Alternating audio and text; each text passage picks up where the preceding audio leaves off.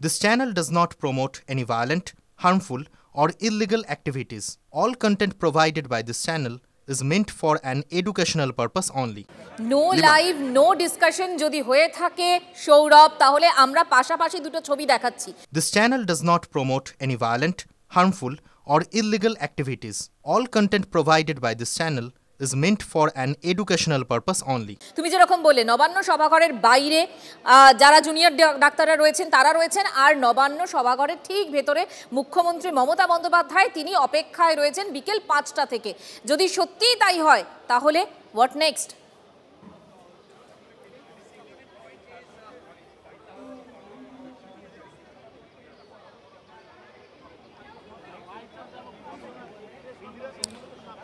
দেখো, what next যদি বলো তাহলে এক্ষেত্রে এখনো পর্যন্ত তুমি যদি বলো এখন বাজে 6:25 মঞ্জিরা, আমি বলবো এখনের মতো তারা এখন যে আলোচনা চলছে তার ঠিক আগের মুহূর্তে যে প্রেস কনফারেন্স যে মুহূর্তে চলছিল সেই মুহূর্ত পর্যন্ত তাদের ডিসিশন ছিল যে যদি একান্তই লাইভ টেলিকাস্ট তারা মেনে না নেন, তারা যে আলোচনায় সদিচ্ছা রয়েছে, তারা যে খোলা মন নিয়ে আলোচনায় প্রস্তুত, সেই খোলা মনের পরিচয় তারা নবান্নের চৌকাঠ পর্যন্ত এসে দিয়ে দিয়েছেন।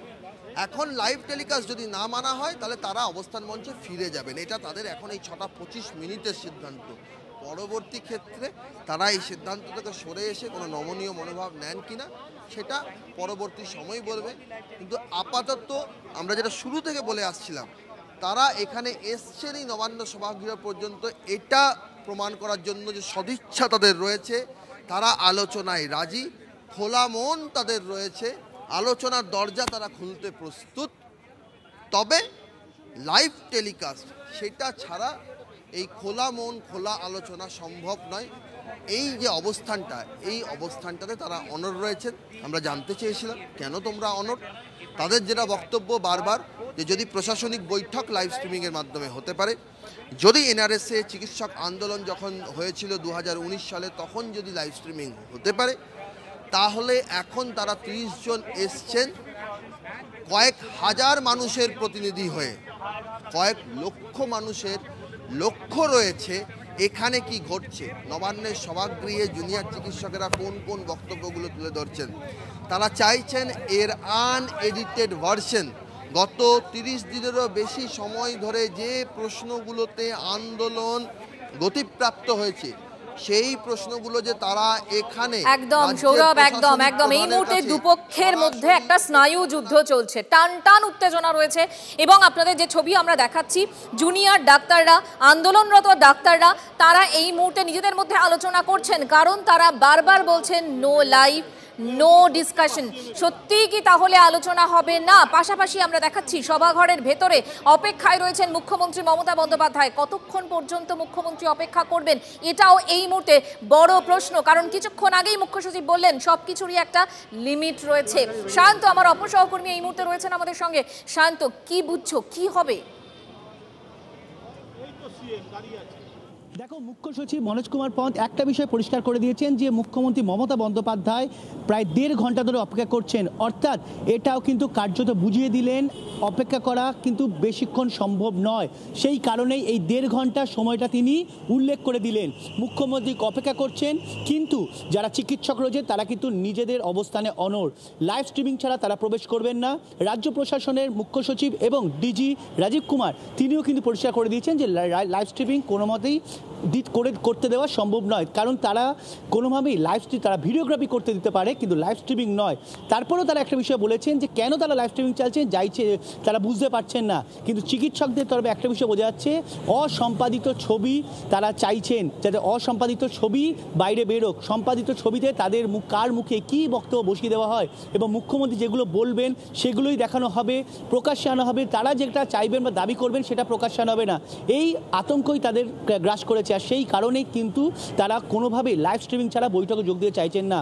যেটা রাজ্য প্রশাসন সূত্রে খবর। চলছে শান্ত, এখন কি চলছে, কি বুঝছো, কথা বলছেন? এখনো তারা কি নিজেদের মধ্যে আলোচনা করছেন ডাক্তাররা? একদমই একদমই, তারা যে বাসে করে এসেছেন ঠিক তার বাসের সামনেই দাঁড়িয়ে আছেন চিকিৎসকরা। তারা কিন্তু নিজেদের মধ্যে কথা বলছেন এবং তারা বৈঠক যেটা তাদের সূত্রে জানা যাচ্ছে যে তারা কিন্তু নিজেদের অবস্থানে অনড় হয়ে রয়েছেন। মুখ্যমন্ত্রী মমতা বন্দ্যোপাধ্যায় ভেতরে বসে রয়েছেন, তিনি কিন্তু ইতিমধ্যে এডিজি সাউথ বেঙ্গল, মুখ্য সচিব, ডিজি প্রত্যেকের সঙ্গে কথা বলেছেন এবং তিনি দীর্ঘক্ষণ অপেক্ষা করার পর তিনি কি সিদ্ধান্ত নেয় সেদিকে কিন্তু তাকিয়ে রয়েছে গোটা রাজ্যবাসী, কারণ তার একটা সিদ্ধান্তের উপর আসবো দীক্ষার কাছে। দীক্ষা আমাদের অপর সহকর্মী, তার কাছে আপডেট রয়েছে। দীক্ষা,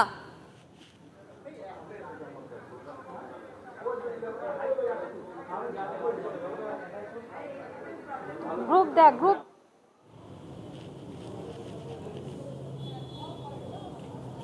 এই মুহূর্তে আমরা যে খবর পাচ্ছি, নবান্নে ফিরে গেলেন মুখ্যমন্ত্রী মমতা বন্দ্যোপাধ্যায়। সভাঘর থেকে নবান্নে গেলেন মুখ্যমন্ত্রী মমতা বন্দ্যোপাধ্যায়।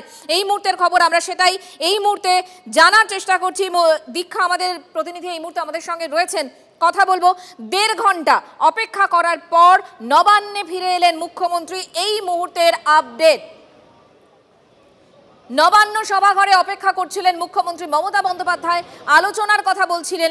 5টা থেকে, বিকেল 5টা থেকে তিনি অপেক্ষা করছিলেন। ঠিক এই মুহূর্তে 6:30 বাজে, 1.5 ঘন্টা অপেক্ষা করলেন, তারপর নবান্নে ফিরে গেলেন মুখ্যমন্ত্রী মমতা বন্দ্যোপাধ্যায়। দীক্ষা,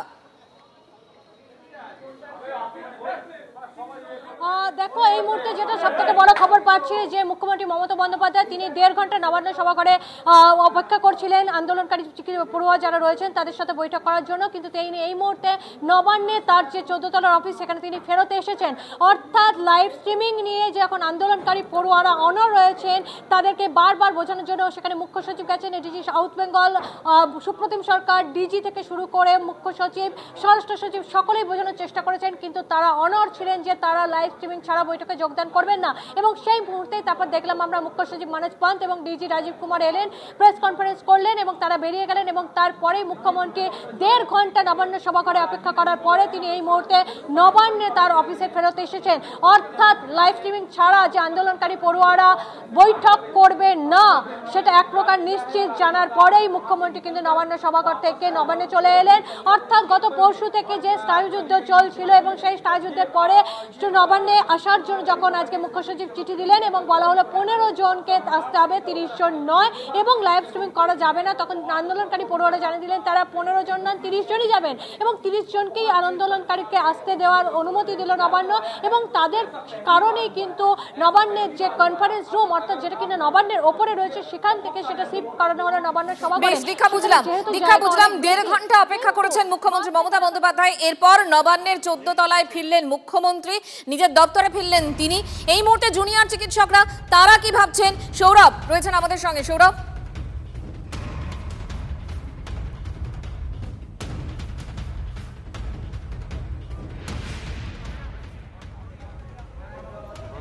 মঞ্জিরা দেখো, জুনিয়র চিকিৎসকেরা তারা নিজেদের মধ্যে আলোচনা করছেন, যে আপডেটগুলো আমরা প্রতিনিয়ত জানাচ্ছি তারাও সেই আপডেটের উপরে নজর রাখছেন, তারা TV9-এর উপরে নজর রাখছেন এবং সেই নজর রাখার ক্ষেত্রে তারা CS এবং ডিজি যেটা বলেছেন তাদের সেই বক্তব্যের প্রেক্ষিতে তারা ডিসকাশন শুরু করেছেন এবং এই বার্তাটিও তাদের কাছে পৌঁছে গেছে যে মুখ্যমন্ত্রী যে সভাগৃহে এতক্ষণ পর্যন্ত ছিলেন তিনি নবান্নে তার 14 তলায় যে কার্যালয় সেখানে তিনি ফিরে গিয়েছেন। ফলে এই মুহূর্তে তারা আলোচনা চালাচ্ছেন, কিন্তু এই মুহূর্ত পর্যন্ত যেই মুহূর্তে আলোচনা চলছে 6:33 এই মুহূর্ত পর্যন্ত তাদের অবস্থান তারা যেটা আমাদেরকে জানাচ্ছেন, no live no discussion, no live streaming no discussion, live ছাড়া তারা ডিসকাশনে যাবেন না। তাদের স্পষ্ট বক্তব্য, 30 জন তারা এসছেন, 30,000 নয় কয়েক লক্ষ মানুষের প্রতিনিধি হয়ে। সৌরভ, সেক্ষেত্রে তো কিছুক্ষণ আগেই সাংবাদিক সম্মেলন করে একথা মুখ্য সচিব এবং রাজ্য পুলিশের ডিজি পরিষ্কার বলে দিলেন যে লাইভ স্ট্রিমিং করে বৈঠক সম্ভব নয়। তাহলে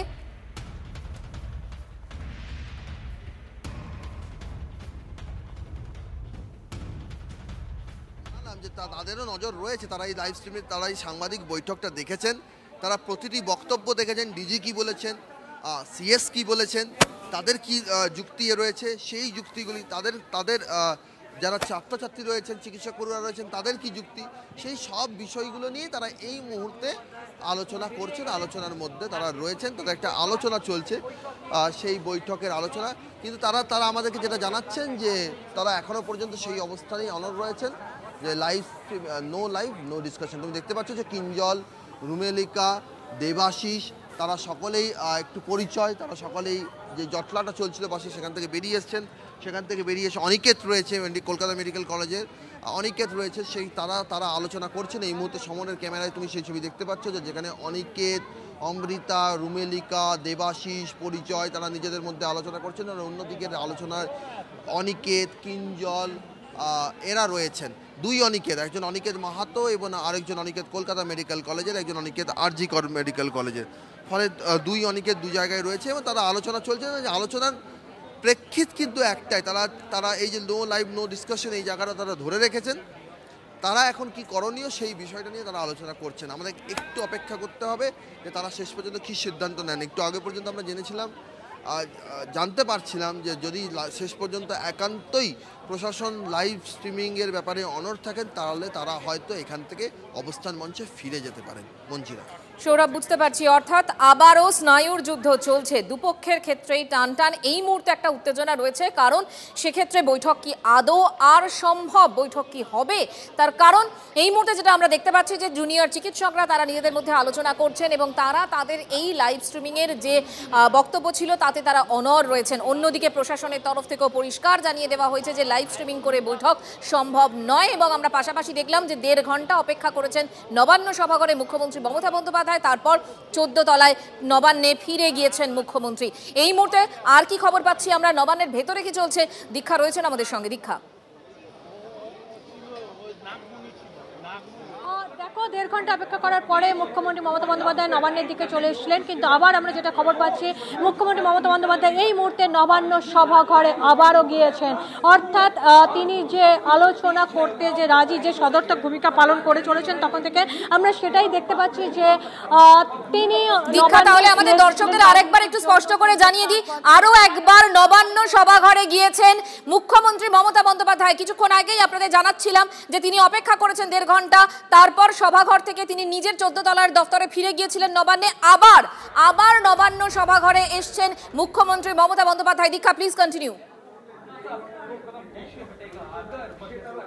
একদমই দেখো, যেটা মুখ্যমন্ত্রী মমতা বন্দ্যোপাধ্যায় আজকে 5টার সময় টাইম দিয়েছিলেন 15 জনকে, সেই জায়গায় যখন তারা বললেন যে 30 জন আসবেন আন্দোলনকারী পড়ুয়া, তখন নবান্নের যে কনফারেন্স রুম সেখান থেকে নবান্ন সভাঘরে সেই বৈঠক স্থল সরিয়ে নিয়ে যাওয়া হয়েছিল, কারণ 30 জন আসবেন বলে। কিন্তু এখনও আন্দোলনকারী পড়ুয়ারা লাইভ স্ট্রিম না হলে, তারা বলে দিয়েছেন লাইভ সম্প্রচার না হলে বৈঠক হবে না। এবং মুখ্য সচিব মনোজ পন্ত এবং ডিজি রাজীব কুমার এসেও প্রেস কনফারেন্স করে গেলেন এবং বললেন যে এটা সম্ভব নয় লাইভ স্ট্রিম করার, কারণ এটা বিচারাধীন বিষয় এবং এখানে সাধারণ মানুষ, এখানে একটা পার্টিকুলার ইস্যুকে নিয়ে যেখানে কোনো বিচারাধীন বিষয় রয়েছে সেটাকে কখনো লাইভ স্ট্রিমিং বৈঠকে আনা যেতে পারে না।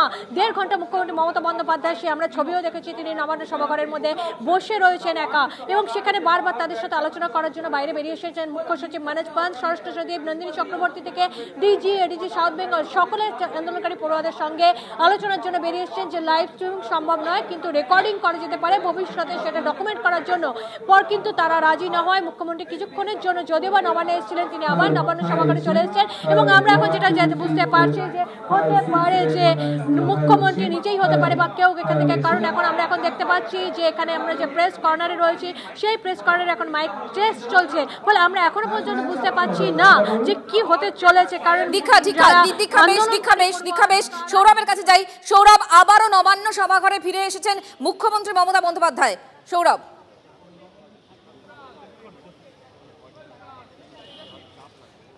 দেখো, মুখ্যমন্ত্রী নবান্নের সভাগৃহে আবার যখন ফিরে এলেন তখন আন্দোলনকারীরা স্পষ্টই বলে দিচ্ছেন, স্পষ্টই জানিয়ে দিচ্ছেন যে তাদের অবস্থান খুব স্পষ্ট যে লাইভ স্ট্রিমিং ছাড়া আলোচনা নয়। যদি একান্তই প্রশাসন রাজি না হয় তাহলে তারা ফিরে যাবেন, তারা অবস্থান মঞ্চে ফিরে যাবেন, এটাই এখনকার তাদের অবস্থান। এখন দেখার মুখ্যমন্ত্রী যখন সভাগৃহে ফিরে এসেছেন সেক্ষেত্রে তিনি নতুন করে কোনো অ্যাড্রেস করেন কিনা। মঞ্জিরা, সৌরভ, বেশ, আমরা আমাদের দুই প্রতিনিধি এই মুহূর্তে আমাদের সামনে যে ছবি তুলে ধরছেন। সেই ছবিটা হচ্ছে একদিকে জুনিয়র চিকিৎসকরা তারা নিজেদের মধ্যে আলোচনা করছেন এবং তারা তাদের দাবিতে অনড় রয়েছেন। তারা বারবার বলছেন যে লাইভ স্ট্রিমিং করতে হবে বৈঠকের, এবং লাইভ স্ট্রিমিং না হলে কোনো রকম ডিসকাশন, কোনো রকম আলোচনায় তারা যাবেন না। অর্থাৎ তারা তাদের দাবিতে এখনো পর্যন্ত অনড় রয়েছেন। অন্যদিকে পাশাপাশি আমরা যে ছবি আপনাদেরকে দেখাচ্ছি পর্দায়, আপনারা দেখতে পাচ্ছেন যে মুখ্যমন্ত্রী মমতা বন্দ্যোপাধ্যায় তিনি বিকেল 5টায় যে সময় দেওয়া হয়েছিল সেই সময় থেকে তিনি অপেক্ষা করছিলেন জুনিয়র চিকিৎসকদের সঙ্গে কথা বলবেন। 1.5 ঘন্টা অপেক্ষা করেন, তারপর তিনি ফিরে যান নবান্নে 14 তলায় নিজের দপ্তরে। তারপর আবার নবান্ন সভাঘরে ফিরেন মুখ্যমন্ত্রী মমতা বন্দ্যোপাধ্যায়। এই মুহূর্তে টান টান উত্তেজনা নবান্ন সভাঘরের সামনে, ভেতরে চৌকাঠের ভেতরে আমরা দেখতে পেয়েছি আবারও মুখ্যমন্ত্রী মমতা বন্দ্যোপাধ্যায় এবং বাইরে চৌকাঠের এপারে জুনিয়র চিকিৎসকরা। সায়ন্ত, আমার অপর প্রতিনিধিও অপর সহকর্মীও আমাদের সঙ্গেই রয়েছেন। সায়ন্ত, অবশ্যই টান টান উত্তেজনা তো অবশ্যই রয়েছে, কারণ মুখ্যমন্ত্রী মমতা বন্দ্যোপাধ্যায় একবার নবান্নে ফিরে গেলেন, সেখান থেকে আবার তিনি নেমে এলেন। অন্যদিকে চিকিৎসকরা তারা নিজেদের দাবিতে অনড়, এবং যেটা জানা যাচ্ছে যে তারা কিন্তু নিজেদের বৈঠকে নিজেদের মধ্যে যে নিজেদের বৈঠক করছেন তাতে কিন্তু নিজেদের অবস্থান থেকে কোনোভাবেই সরছেন না, এক চুলো তারা সরছেন না। মুখ্যমন্ত্রী মমতা বন্দ্যোপাধ্যায়ের হয়ে ইতিমধ্যে তার নিরাপত্তা উপদেষ্টা ডিজি এবং মনোজ কুমার পান্ত যিনি মুখ্য সচিব তারা কিন্তু বারবার এসছেন, এবং তাদের তরফ থেকে কিন্তু তাদের যারা শীর্ষ কর্তা রয়েছে তারা কিন্তু যারা জুনিয়র চিকিৎসক রয়েছে তাদের সঙ্গে কথা বলার চেষ্টা করেছেন, কিন্তু জুনিয়র চিকিৎসকরা কিন্তু সেই কথা বলা বা সেই বার্তা কিন্তু ফিরিয়ে দিয়েছেন। অর্থাৎ নিজের দাবি থেকে সরছেন না। মুখ্যমন্ত্রী মমতা বন্দ্যোপাধ্যায় নবান্ন সভাঘরে এসে আবারও অপেক্ষা করছেন। তিনি আশাবাদী যে জুনিয়র চিকিৎসকরা আসবেন এবং তার সঙ্গে যে বৈঠক হবার কথা, বিকেল 5টা থেকে বৈঠক শুরু হবার কথা ছিল, সেই বৈঠক হবে।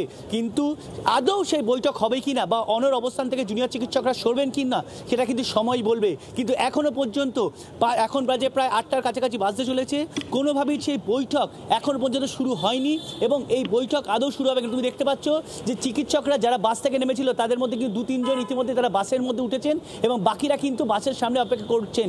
অর্থাৎ মুখ্যমন্ত্রীর সঙ্গে বৈঠকের ব্যাপারে যে ধরনের সক্রিয়তা জুনিয়র চিকিৎসকদের থাকার দরকার সেইটা কিন্তু নেই, কারণ তারা নিজের দাবি থেকে কোনোভাবেই সরেননি। বাইরে পুলিশ প্রশাসন নিরাপত্তা আঁটসাঁটের ব্যবস্থা করে রেখে দিয়েছে। যদি তারা বৈঠক না করে ফিরে যান তার পরবর্তী পদক্ষেপ রাজ্য প্রশাসন ও স্বাস্থ্য দপ্তর চিকিৎসকরা কি করছেন, অ্যাক্টিভিটি কি, তারা কি বাইরে দাঁড়িয়ে নিজেদের মধ্যে কথা বলছেন? একদমই সবাই পুরো একটা তারা গ্রুপ হয়ে কিছুজন নিজেদের মধ্যে কথা বলছেন আর বেশ কয়েকজন তারা বাসের সামনে দাঁড়িয়ে অপেক্ষা করছেন। অর্থাৎ যে বৈঠক বা যে নিজেদের মধ্যে যে গুরুত্বপূর্ণ জিবি করে তাদের নিজেদের সিদ্ধান্ত জানানোর কথা ছিল সেই সিদ্ধান্ত কিন্তু অলরেডি তারা জানিয়ে দিয়েছে যে লাইভ স্ট্রিমিং ছাড়া কোনোভাবেই বৈঠক করা যাবে না। আর সেই কারণে তাদের দাবিতে যদি মুখ্যমন্ত্রী শিলমোহর দেন তবেই তারা বৈঠকে উপস্থিত হবেন, অথবা তারা বৈঠকে উপস্থিত হবে না। আর সেই কারণে তুমি দেখতে পাচ্ছ যে বেশ কিছুজন বাসের সামনে অপেক্ষা করছেন আর বাকি কয়েকজন কিন্তু বাসের অন্যদিকে অপেক্ষা করছেন। অর্থাৎ তাদের জিবি যেটা ছিল সেটা কিন্তু শেষ হয়ে গিয়েছে, নিজেদের মধ্যে কথা বলার